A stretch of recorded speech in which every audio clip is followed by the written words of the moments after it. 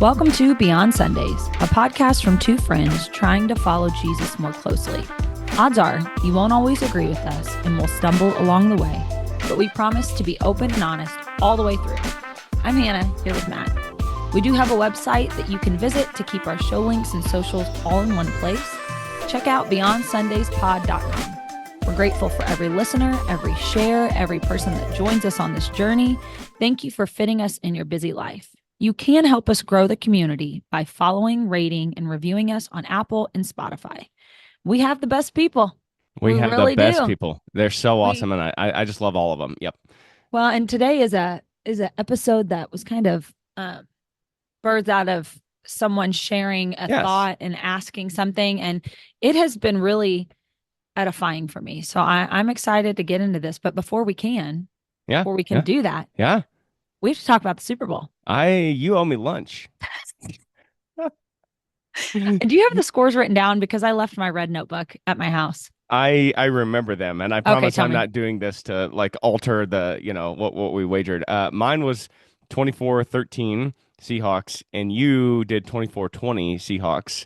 The game was 29-12. So just by virtue of me giving the Patriots a few fewer points, I think I won that one. I think you won. I owe you lunch. You got to decide where you want to go. Oh, I think rare or hey, rare is reasonable, especially at lunchtime. I've never been to rare. So oh my gosh, Liam and I will get half price appetizers after 4 o'clock, like 4 to 6.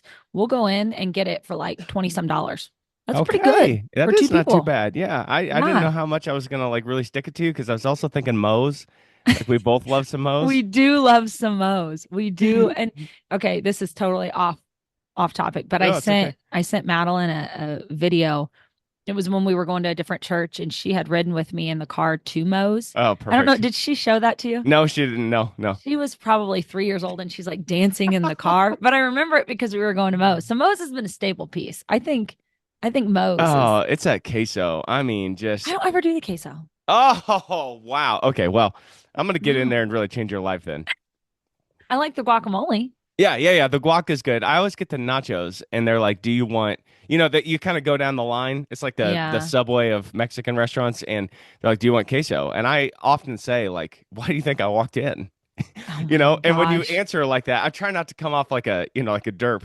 But when you answer like that, it prompts them oftentimes to give you just like a little extra scoop of queso. You know what I mean? Without charging you the extra price. Yeah. They're like, this guy. We do the burritos and then the quesadillas. They actually have a deal right now. It's buy one, get one free entrees. Oh, I know you guys are staples on Mo Mondays. So we are. We split a burrito and it's like $6 or $7. Yeah. It's, $7, $3.50 a piece. That's pretty good. When people say things like it's cheaper to eat out than to get groceries, I think that's bananas. But I do think that a burrito for $3 a piece is you'd have a hard time beating that at home. Yeah. It's a steal. Yeah. Okay, so obviously you won the Super Bowl piece.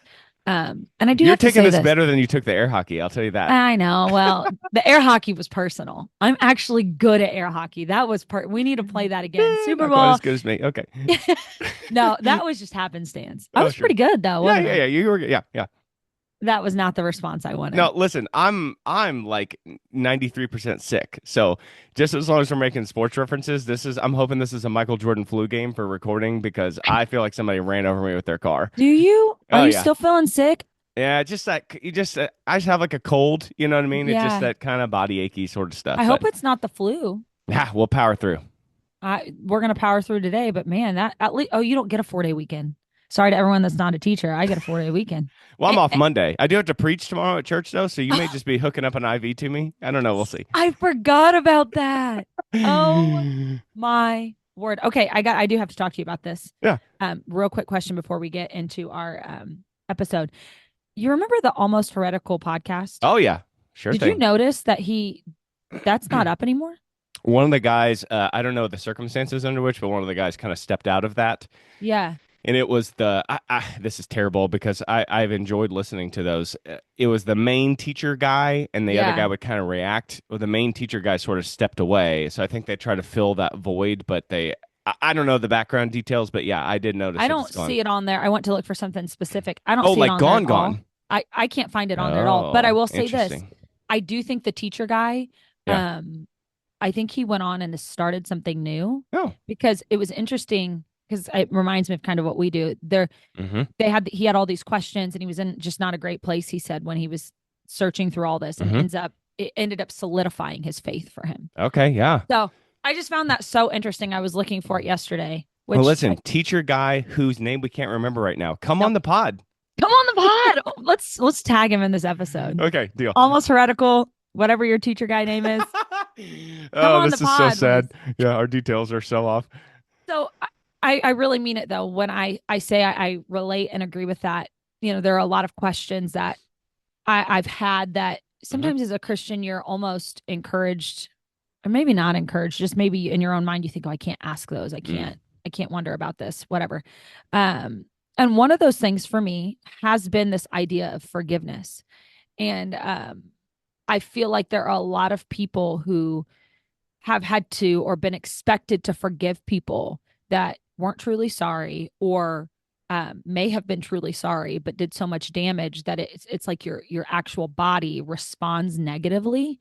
So today I just want to talk about that. I want to talk about this idea of, can you forgive someone and still have distance between you and them? Is that still considered forgiveness? And so yeah. I want to call that forgiveness versus access. Okay. And so when you hear that, when you think of what we understand, and we'll get into really how we define forgiveness, but when you think of what we understand as forgiveness and this access, how do you think those go together? How do they align with Christ? Well, the immediate thing that I thought is, and you may think something totally different, I think this is massively dependent on where you are in your life. Sure. Because I'm just imagining, let's say you're like a 10-year-old and a parent does something that the parent needs to seek forgiveness for. You as the 10-year-old forgives. We can't, that parent's going to continue to have access in a lot of cases, right? You're living in the house with them. So I think it matters what age you are. I think it matters who the other person is. I think a lot of those things are super dependent. But I like how you're framing this because we often do this. It's one thing to just talk about like forgiveness, like, haha, yeah, everything's fine, let's move on. But that access part is huge. How much you let that person return to being involved and being like not just a part of your life, but like a critical part of your life. I love how you're setting this up. That was just my initial thoughts, though. It really depends. I think that's a good way to put it. And I think how we were taught, and I'm not even talking Big C church here. I'm talking just society as a whole. Sure. I think we are taught that forgiveness means you become friends again and everything goes back to normal. I think of it in the classroom. Yes.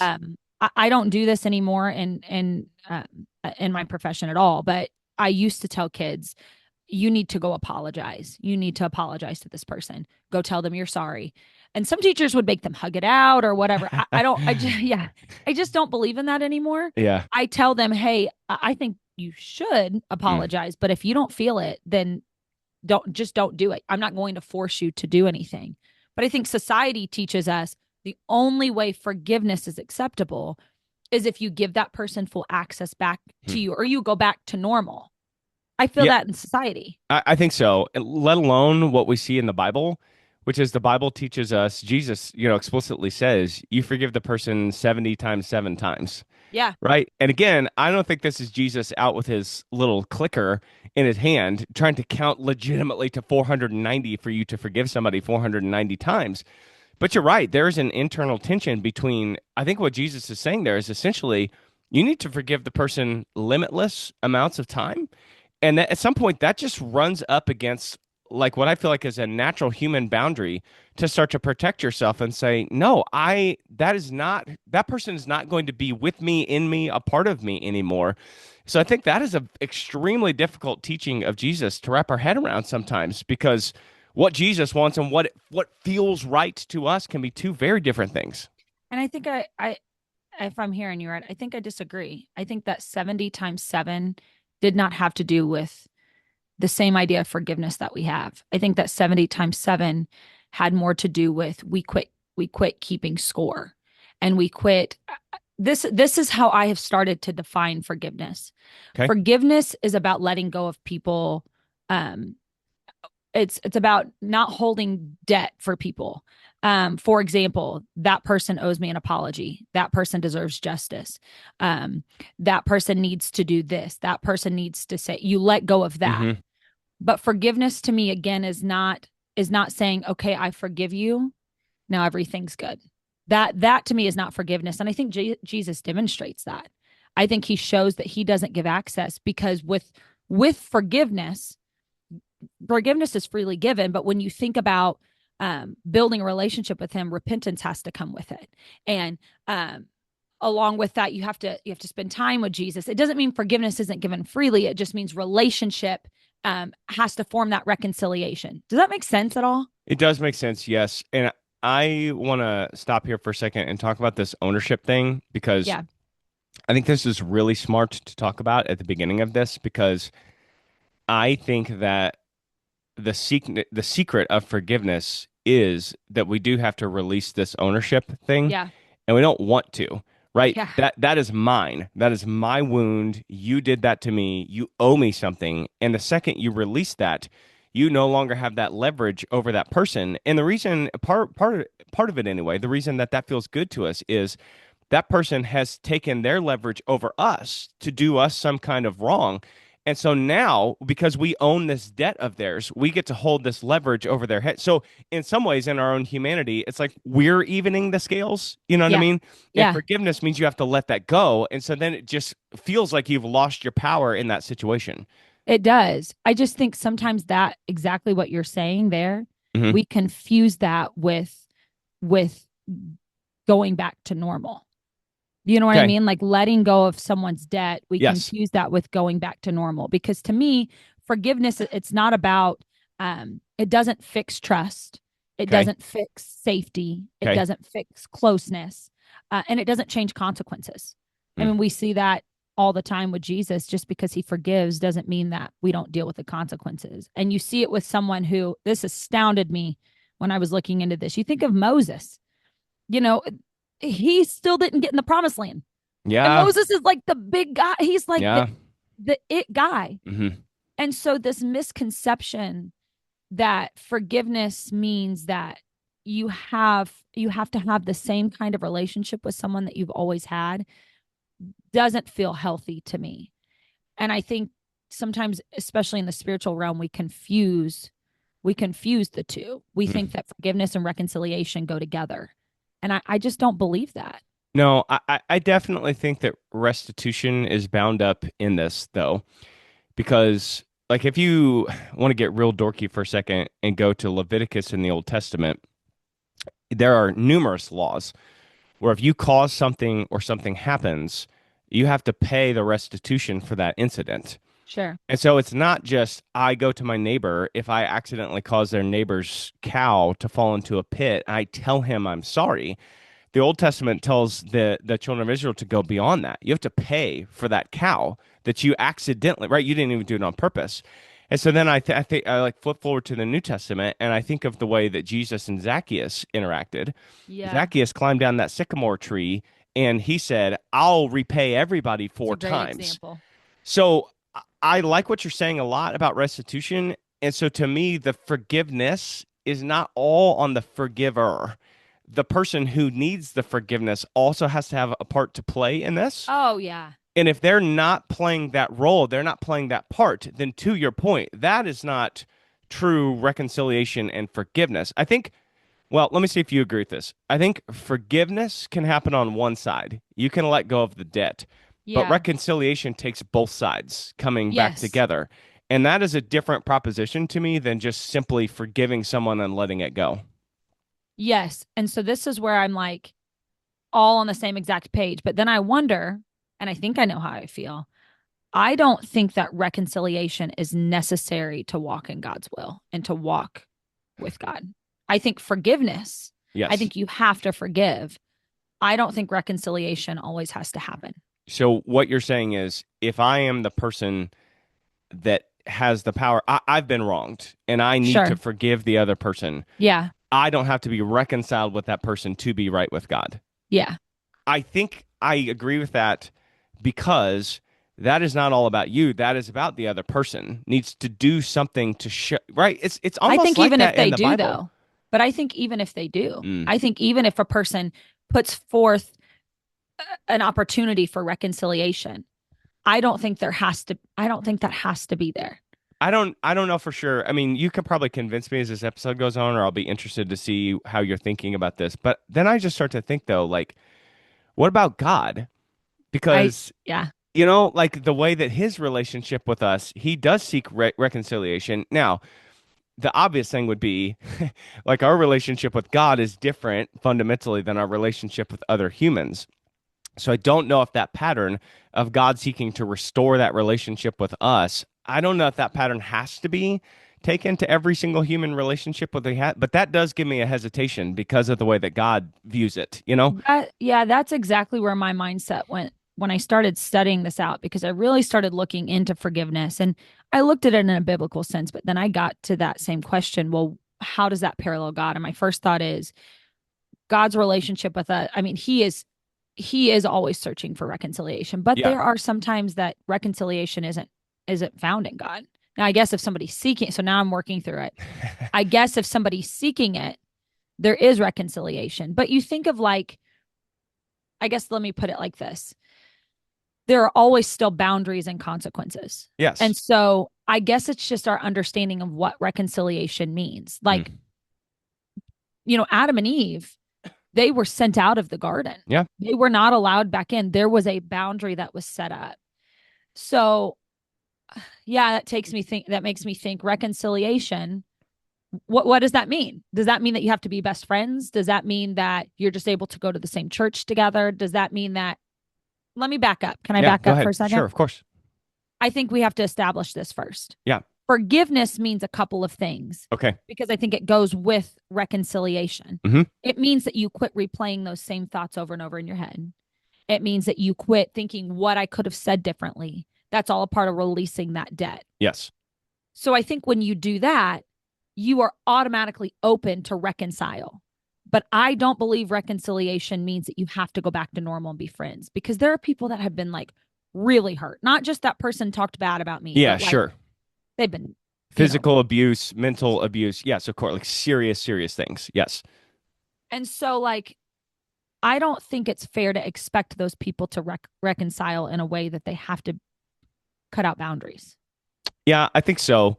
Let me say two things. And let me first say what you were saying about God and being reconciled to Adam and Eve again is really smart. You're just really good at this. So congrats. Thank you. Thank you. Uh like the whole project of the Bible in some ways is to reconcile humanity back with God because that was a serious rupture between God and humanity. And so every single page of the Bible is about seeking that reconciliation with humanity. And I think that that's important. And I think that there's things we should carry forward in this conversation thinking that. But to your point about people being really seriously hurt or it being dangerous, there is nothing that as humans we can do to harm God, right? God is the Yeah. ultimate power in this relationship dynamic between Hannah and God. And if God seeks to be reconciled to you, it doesn't matter what you do to God, he is still going to continue to be God. If that is on a human to human relationship, humans can do other things to humans that can change them for, you know what I'm saying? It can just be Yeah. a different level of wounding. And I do think that that does make this somewhat different, like God human versus human human. I do think they're two different things. So Is what that clear? Like, am I Yeah, being I think clear? it's very clear. Yeah, I Okay. think it's very clear. So what if something is done to you Hmm. that is, it feels, I don't want to use that word unforgivable because I feel again, we've got to separate forgiving and reconciliation from each other. So you're able to forgive someone that did something really bad to you, Hmm. but you set up these boundaries where Hmm. you like, I may have to go to a different church or I may have to quit going to that side of my family, those sort of things. Um, what and that let's say that other person, the Hmm. person that did you wrong, Hmm. finds the Lord and truly seeks reconciliation, but doesn't cross the boundaries because they shouldn't expect somebody to reconcile that doesn't want to. But then we go to heaven. I mean, what happens then? You know? I don't know. Yeah, go on. Sorry. No, I'm just thinking like I just feel like forgiveness, it's taking me back to this. It's just such a heart. issue is not the right word, but I'm going to use it here. It's Hmm. such a heart issue. And so because I get angry for the people that then are going to have to be in the same room with people that may have done them wrong. But then I'm thinking, if you've forgiven somebody, you don't have to give them access. Yeah. But if you're really letting go of someone's debt, then like it, it shouldn't be an issue when we're in heaven, Yes, right? at some point you are saying it's just incredibly difficult because our instincts as humans are to survive and to protect ourselves. And I do think that you're speaking to something that is important. If someone has done you some kind of harm or wrong that is, like criminal or a felony, like serious wrong, I think you can forgive that person. I think that other person can seek reconciliation, but I still think that it's okay to put up cautious boundaries that you can kind of test the limits of that relationship. You don't have to return to the original status of that relationship overnight. I think that there is a healing process too. And with or without God, that healing process takes time. And so you're talking about when we're in heaven and everything is wiped away. I think to me that's a separate kind of situation, and I think that will just be different. But I think on earth, I think boundaries. I mean, boundaries are in the Old Testament and the New Testament, outside and inside the person with the Spirit. I think boundaries are necessary, and I think it's okay to put up kind of slow, movable barricades. You know what I mean? You don't have to keep them up forever, but I think you can put them up and take them down as things start to heal. Yeah. Yeah. Yeah. Yeah, I think so too. I do wonder this. I think I know what I think, but I want to see what you think. All right. Do you think you can have forgiveness for somebody and still feel wounded and hurt by it? Oh man, that is such a hard question to tackle. Uh, my instinct, my instinct is to say no Mm-hmm. because the way we're defining forgiveness, which I think is right, is you have to let go of those things. But I, you know what I mean? I am so stuck right now. I really don't know what to say Well, let because me it tell you, feels wrong. yeah, and that's where I've been this whole week. So just to give our listeners an idea, and I may have said it, but I taught this to the young people on Wednesday, Hmm. and then we're doing a second half next week. But I just think as a society, we have joined the forgiveness and reconciliation together. And I think that forgiveness is meant to be a process. I do too. I think sometimes we define it as I am so sorry and that's it. But it is going to continue to raise its head. And what's interesting about the Bible and spirituality is it should be a body, mind, soul connection, Hmm. which means when someone does you wrong, whether it's extreme or it's, you know, a breakup that you've dated for a week and you're mad and angry, whatever, your body reacts. Yes. And so I think understanding that our body can keep reacting a certain way, but we can still extend forgiveness. Like that, those can both be happening at the same time. Yes, I think so. Think about how we think of forgiveness with God, though. It's like we say, God, I'm sorry, and we teach that. But the other piece of that is you have to turn away from the behavior. It's Yeah. not enough to just say you're sorry. And so I think that that's completely and totally fair when someone else is seeking forgiveness of you. It has to be more than just words. They also have to turn away from that behavior. And if you see that behavior being repeated from them, well, I think all those words that they have said about forgiveness, those are not real. That's not really what they're seeking. They're looking to cover something up. So, to your point, they can continue to have that access. So, I think all of this is okay to wrap it in blankets and in layers of caution and being slow and being careful, especially with things that you're talking about, like, like deep hurts, not superficial stuff, like deep life Yeah. changing stuff. I think caution, I don't think it's bad. I think it's good and the way that these things should play out. Yeah, I do too. I think it's important to be able to set boundaries and to know what those boundaries are meant to do for you. Mm. Because I think sometimes we set boundaries. I think this happens a lot. I think we set boundaries um, as a means to get back at someone and as a means to be ugly towards someone, or we're gonna show them.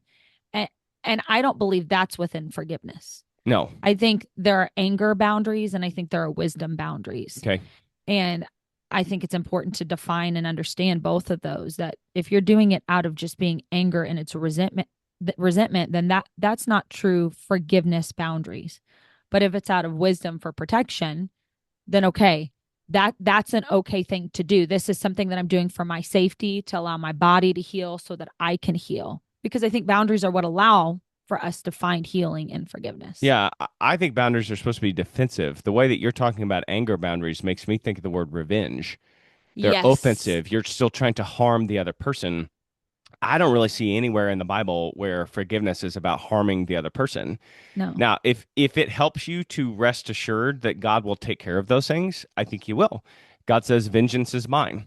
Yeah. Right? And if a person who severely hurts you never seeks forgiveness and never tries to reconcile, I'll be again interested to see what you think. I still think at some point you have to forgive that other person because otherwise you're just carrying all that stuff with you. But as far as like, will that be right? Will that wrong be righted? Yes. God is going to right all the wrongs and Yeah. everybody's going to get everything that's coming to them at the end of time. And that may not feel good to us in that moment, but I think you can rest assured that God sees all that stuff. He's got a big old tally mark ledger in heaven. He's going to Yeah. take care of all that kind of stuff. But don't you think even if somebody never seeks forgiveness and never tries at restitution, doesn't forgiveness have to happen anyway? I think so. I do. I think that forgiveness is internal and it's more about the person extending forgiveness than it is about the person receiving forgiveness. Yes, yes. But then what does it say about God? You Mm, know, mm, I do. I mm, genuinely, as humans, I do feel that way. I feel that if I have done, or if someone has done me wrong, that forgiveness is more for me. It's about letting go so that I can heal. I mm. don't feel like you can heal when you're still holding on to unforgiveness. But then if we're supposed to parallel God, you know what I mean? Yeah. How how does that work? Yeah. Is this just something where this part, and I'm not trying to sidestep your question. Is this just something where God is different? I think so. Like Do you you think know what I mean? Like God is just perfect. And so what we do to him ultimately doesn't change him at all. He's still going to continue to be perfect. It's just that from his point of view, he wants us back. And we just fundamentally don't have that with another person. If you wound me super bad, I don't have to get you back because I'm the only way for you to be saved. That's just not in the calculus between your and my no. friendship. And right. Yeah, God does no, have that. it's He does need you. He is your only hope. And if he doesn't reconcile with you, then you are literally gonna go to hell. well, That and is he's not a true to human. no, and again, like you're saying, I mean, he is God. And it's just different, it's It just is. different. And coming to that point in our relationship with God where we realize, yes, we want, it kind of goes back to the couple episodes ago when we talked about, and I can't even remember what it was, leadership. Mm. And I had made the comment, I don't know if we were intended to lead like Jesus because none of us were meant to be Jesus. Let me I just say think, real quick, people on social media really did not like that. did they not? There was a few people that really didn't like that, but I think taking this is why you have to listen to the whole clip. People taken in Yeah. context, you're absolutely right. We are different than Jesus. Yeah. Yeah. Yeah. And of course, we want to live in his image. But I think that's why a lot of these boundaries are set up and a lot of these rules and expectations are set up because we are not him. We are Mm. we are impure and we have to do things to get us in alignment with him. But ultimately, we're not the dad in the family. Like there are some things that for my dad, it just falls on my dad's shoulders. It's Yep. just his. Yep. And and that's just the dynamic of our family. Like it's always been the way that it is. And I think sometimes it's not sometimes, I think a lot of times it's like that with God. Ultimately, he is God. But I think, okay, so that takes me, I know this is outside forgiveness, but it aligns. It's okay. That takes me to this idea that, like, again, we try to equate ourselves to God. We Mm. try, isn't that the whole issue with humanity the whole time? Oftentimes it is, right? We are seeking to be our own God. Or seeking to be like him. And so then Yes. it makes me wonder in context like forgiveness, Hmm. have we put ourselves in these positions to own it the way that God would when that's not how he's instructed us to do it?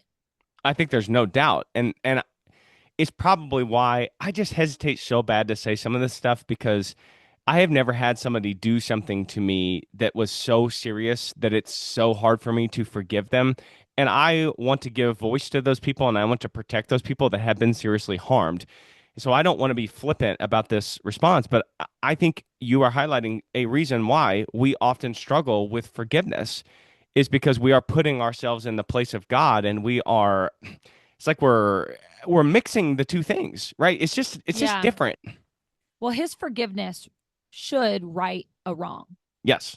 Our forgiveness does not right a Cannot. wrong. Yeah. And that's the key to me. When we forgive, and I think that's what we have to understand. When we forgive, that's why you let go of that debt because we are not righting what someone else does. Correct. It doesn't mean we're excusing it. Right. It doesn't mean if you're in a legal battle, it doesn't mean that it doesn't mean you just say, "Oh, well, okay, no more. I've forgiven him." Right. We're dropping the case. Yeah.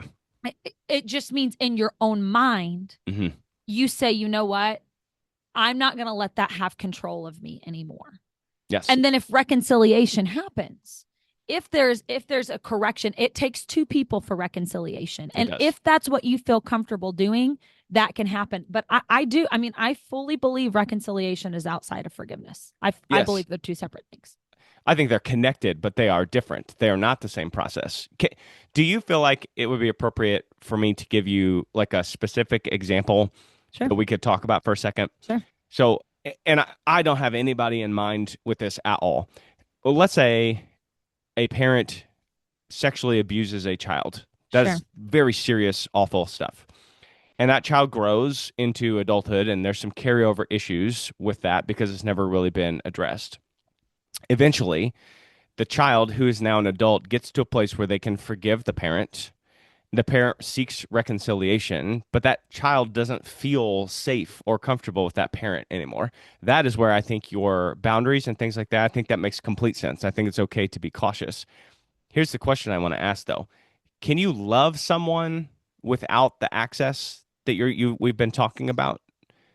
Hmm. Because I do think sometimes it makes sense to limit access. You don't have to give access to every area of your life anymore, but can you love that person again? Yeah, because I think you can. And I think oftentimes when you're done wrong by someone, the reason it hurts the way it does is because you already did love them. Mm, You already did care for them. that's Otherwise, it would good. just be kind of like, Yeah, who uh, cares? who Right. cares? And I think, obviously, in this extreme case, it wouldn't matter if you knew the person or not. It still would be terrible. Um, but I think a lot of times it's because you already do love them.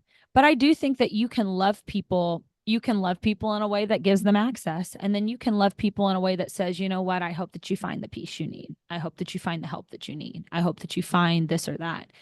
But I think even as simple as if you're going to church with someone and they, share some very important things about you, um, I think that forgiveness can be. I don't think for this is what I want to make sure I say on here. I don't think forgiveness has to be a public thing. I don't think you always have to go send them a text message because sometimes it becomes this like you're turning it into something it doesn't need to be. So I think you can forgive them by saying, you know what, I'm going to let that go. I'm Mm. not going to think about that. I'm not going to keep replaying that instance in my head, but I'm not going to have the same kind of relationship with them anymore. I don't have to announce that to the world. I don't have to share that on social media. I don't even have to go tell the person, hey, we're not friends anymore. You just limit access. And I think in the world of social media, we think we have to say everything really loud. Mm. And I don't believe that you have to do that. I think that makes a lot of sense. I'm just ruminating on this loving someone with limited access. And I think, again, we'll just make all the social media people mad. I think, again, this is different, human to human versus human to God. Because, again, God, because your salvation rides on you being to be able to be in the same place as God, that is just fundamentally different as you being able to be in the same room with someone. You know what I'm saying? That like Yeah. you love them, but you can't be around it. Maybe you're just not healed from it yet. I think that forgiveness and healing are two different things. And maybe down the road sometime when it's less raw, maybe there will be a time when you could be in the same room with that person again, but maybe it's I, not yet. I don't think I agree. I Okay. think I think that you look at the Old Testament, and at one point we were so close, we were in the same area walking with God in the Yeah. cool of the day. Yeah. And because there was something that happened, there had to be a split, there had to be a boundary, and Adam and Eve and the rest of the world were not Mm. able to have communication. And in order for that to be fixed, they create the temple, and then there's all this weird, which is what I'm reading right now in Leviticus, this pure and impure. You had to do all these wild things just to be in his presence, and not everybody had access still. And so I still stand by my, if I think you can forgive and never ever have to have access with people. I have a friend now who, um, I'm still working on forgiveness there. Um, I I don't know that we will ever be friends again, and part of that's just because you grow apart, and that's okay too. Um, but I don't know if there's ever a need for reconciliation. I don't know if the way to confirm forgiveness is for us to reconcile and then to have the same access to each other again. Mm. I think I had not thought of the Old Testament. It is basically an access thing. You're right. Yeah. I mean, all the Yeah. stuff, all of the laws and all of the this and all of the that, it was to get back to access with God, and that access was forever changed. That's pretty compelling evidence as far as that goes. I mean, I think you're right. Well, let's return to a question then that you asked earlier. What if you see the friend that you're working on, you see him in heaven? What's that like? I Are you think both there? Is one of I, you not there? Is you see each other? Is it no, awkward? Because I don't think that's what heaven's like. I don't either. I don't think it is like that. But I do think that we will have a clarity. I mean, the Bible says no more tears, no more, Mm, whatever, all the stuff it lists off that there's no more. I think there will be no more of that hurt, because what was once sin that was once weighing on us because of where we were, that is all forgiven, and it is forgiven. God forgives us now, but we will understand things the way that God does then, or does now. Does yeah. that make sense? Yeah, yeah, Because yeah. It yeah. does. It does. So what you're saying is a wound may never be fully healed on earth. And because that wound is never fully healed, you have to change your patterns of behavior with that person. But once you get to heaven, all things will be whole and complete and full, and that wound won't be there anymore. And so it will be a different kind of situation. I know we're I, speculating a little bit about yes. heaven, you know what I'm saying? Yeah. But I don't know if I think that wound is always there though. I think that a wound can heal and you still feel out of protection that there's not access. You just don't have that. okay. So I the scar is there, You and just and use to wisdom yeah, to boundaries. avoid a new wound in that same spot where the scar was, you avoid it, but in heaven the scar's not there. Yes, Okay. that's how I feel. Okay. Yeah, I think it's just a different, you're playing in a different league at that point. You're in heaven, or yeah, it's just not there. Um but I Okay. think I that buy that. having, you buy that one? Yeah, I do. I think so. I just trying to be careful with this, and I trust you, and I mean my kids are with you all the what I mean, like I Yeah. trust you more than anybody, but there's just so many different variables in this. What happens, who it was, how serious it was, Yep. how the person there's so many variables. I'm just trying to be careful as we walk through this, and I know you are too. But I think you're making great points, and it makes a lot of sense to me. Yeah, I think again, it's important to stress forgiveness does have to take place. I mean, Yes. that is clear. Yes. And what forgiveness looks like is letting someone go, letting debt go. You're not harboring resentment. You're not talking about it constantly. I mean, truthfully, when I get reflective on, there are some things that I need to shut up about. Mm. Quit talking, to say that I'm forgiven. You've not forgiven that. You talk about it all the time. Mm-hmm. Mm-hmm. I think a part of forgiveness is doing that. And some of that takes time, especially if you were hurt deeply. But some of us just have a friend that acted jerky and we just don't stop talking about it. Don't say you've forgiven them Right. when you haven't let them go of their debt. But forgiveness, to me, and what I feel I see in the word, forgiveness does not mean you then have to be friendly. Okay, hold on. It doesn't mean, when I say friendly, it doesn't mean you're hateful. It means you don't have to give people access. You can protect yourself. You can protect yourself. And I believe that boundaries, we see it all throughout the Bible. In fact, that's kind of the hurdle that we're working through in the Old Testament, is there is this boundary that God has set that almost like he can't get past. You know what I mean? Like he is so holy and the chasm is so large until he comes to earth.